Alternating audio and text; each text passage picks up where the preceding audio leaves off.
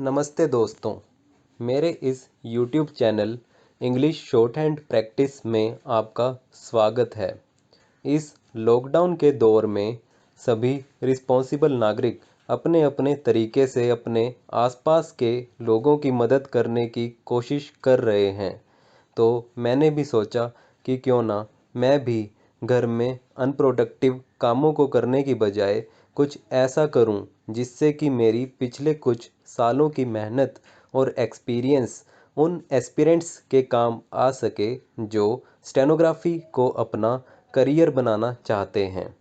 आपका ज़्यादा समय ना लेते हुए मैं आपको बताना चाहता हूँ कि मैं यह channel English short hand practice शुरू कर रहा हूँ, जिस पर मैं हर रोज़ स्टेनोग्राफी के स्टूडेंट्स के लिए डिक्टेशंस अपलोड करूँगा। मैं हर रोज़ एक ही मैटर की 10-10 मिनट की डिक्टेशंस अपलोड करूँगा, एक 80 वर्ड्स पर मिनट की स्पीड पर और दूसरी 100 वर्ड्स पर मिनट की स्पीड पर। मैंने आपको डिक्टेशन देने के लिए ऐसे रिफाइंड नोट्स तैयार किए हैं जिससे आपकी एग्ज़ाम के लिए इतनी अच्छी प्रिपरेशन हो जाएगी कि आपका सिलेक्शन होने से कोई माई का लाल नहीं रोक पाएगा, चाहे वो लीगल मैटर की डिक्टेशन हो या किसी न्यूज़पेपर से या फिर किसी मैगज़ीन से हो। डिक्टेशन शुरू करने से पहले इस फील्ड में अपने पास्ट एक्सपीरियंस के बेस पर मैं आपको यह बताना चाहता हूँ कि एक अच्छा स्टेनोग्राफर बनने के लिए डिक्टेशन लिखना जितना ज़रूरी है, उतना ही ज़रूरी है कि डिक्टेशन लिखकर उसे पढ़ें। तो अगर आप एक अच्छे स्टेनोग्राफर बनना चाहते हैं तो मेरी आपको यही एडवाइस है कि एक दिन में कई अलग अलग डिक्टेशंस लिखने की बजाय आप 2 ही डिक्टेशंस लीजिए और हर एक डिक्टेशन को कम से कम 5 बार लिखिए और हर बार लिखते ही उस डिक्टेशन को पढ़िए ज़रूर। और 5वीं बार जब आप डिक्टेशन लिखकर पढ़ लेंगे तो उसे टाइप कीजिए ताकि आप अपनी टाइपिंग स्पीड भी बरकरार रख सकें और अपने टाइप्ड मैटर को देखकर अपनी मिस्टेक्स को एनालाइज कर सकें, जैसे वर्ड्स के पीछे लगने वाले एस या ई एस की मिस्टेक्स, स्पेलिंग की मिस्टेक्स या जो वर्ड्स मिसरेड हो जाते हैं वो मिस्टेक्स। मैं आपको विश्वास दिलाना चाहता हूँ कि अगर आप ये मेथड रिलीजियसली फॉलो करते हैं तो बहुत जल्द ही आप स्टेनोग्राफी के मास्टर बन जाओगे। तो चलिए आपका ज़्यादा समय ना लेते हुए डिक्टेशन शुरू करते हैं। यह डिक्टेशन 80 वर्ड्स पर मिनट की स्पीड पर 10 सेकंड्स के बाद शुरू होगी।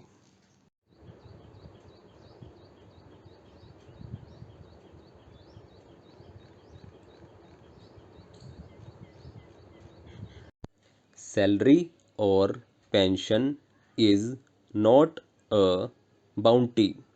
It is a right of an employee oblique retired employee on account of service rendered by him. It is unfortunate that the cases are coming to the court where instrumentalities of the state are failing in their duty in paying salaries to low paid employees who, with their meager income, have to make both ends meet.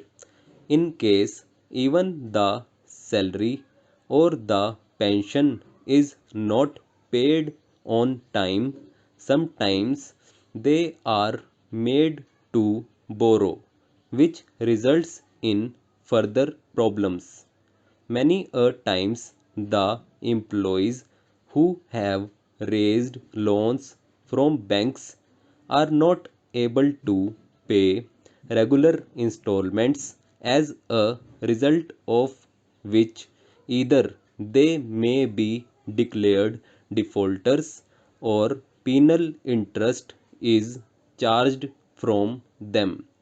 In any establishment wherever one is working, the head of the department therein is like head of the family or captain of a ship.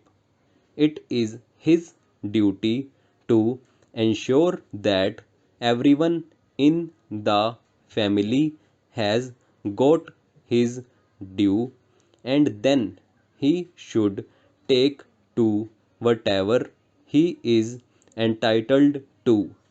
In a sinking ship, the captain always remains aboard till such time he rescues all the occupants of the ship. But somehow the time has changed. Moral values have gone down. The heads of the departments are not concerned as to whether the junior most employees have got their salaries or not, or that the retired employees have got their retiral dues. They are happy because their salaries are credited to their bank accounts regularly. But considering the plight of low paid employees and also the number of cases filed in the court with similar relief, in my opinion, certain strict actions are required to be taken, namely, that the head of the department will ensure that all the employees working under him get their salaries and other dues before he draws his salary. In case, on account of any financial difficulty, the salary or pension is withheld, it will not be starting from the low paid employees. Rather, at the first instance, the salary of the senior most employee of the committee, which is stated to be the executive officer, shall not be disbursed, and the amount thereof shall be transferred to the account from where salary oblique pension to the lowest paid serving or retired employee of the committee is being paid. In case there is still deficit, then the salary of the next senior।